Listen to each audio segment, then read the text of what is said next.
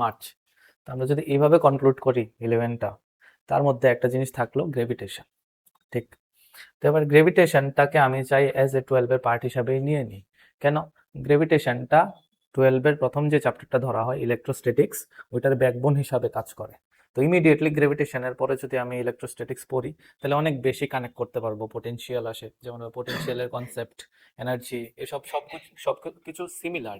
Even spherical, যেমন গ্রেভিটেশনে আমরা আর্থের কথা বলি, এটা একটা স্ফেরিক্যাল বডি হিসেবে কনসিডার করি। সেম ভাবে স্ফেরিক্যাল চার্জ ডিস্ট্রিবিউশন ইলেকট্রোস্ট্যাটিক্সে আসে। মানে এটা এমন একটা চ্যাপ্টার, তুমি যদি একটাকে লেফটে রাখো আরেকটাকে রাইটে রাখো, সবকিছু সেম সেম দেখতে পাবে, ফর্মুলা সেম, স্টাইল সেম, শুধু মাস চার্জে কনভার্ট হচ্ছে, মানে চার্জে, মাসের জায়গাতে চার্জ রিপ্লেস হচ্ছে। তো এই কারণে এটা বেস্ট আইডিয়া হবে যদি আমরা 12 গ্রেভিটেশন দিয়ে শুরু করে দিই। এবার 12 কবে শুরু করব? তো আমি এখানে ডেট হিসাবে যা দেখছি, বাকি সব কনক্লুড করলে আমরা আজকে তো 11th, রাইট? আমি চাই এখান থেকে আমরা 12 শুরু করি 20th মার্চ, ঠিক আছে? 20th মার্চ অ্যানুয়াল এক্সামও 17 বলছে অলমোস্ট শেষ, আর আইপি টাইপি এগুলি বোধহয় 21st, তো অলমোস্ট এর মধ্যে সবার অ্যানুয়াল এক্সামও শেষ। তো আমরা 20th মার্চ থেকে 12th শুরু করব।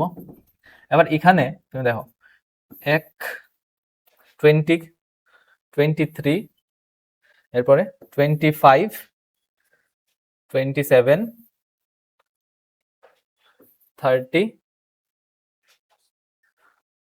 30, এপ্রিলে যাই, 1 এপ্রিল আর 3 এপ্রিল, কটা ডেট হলো?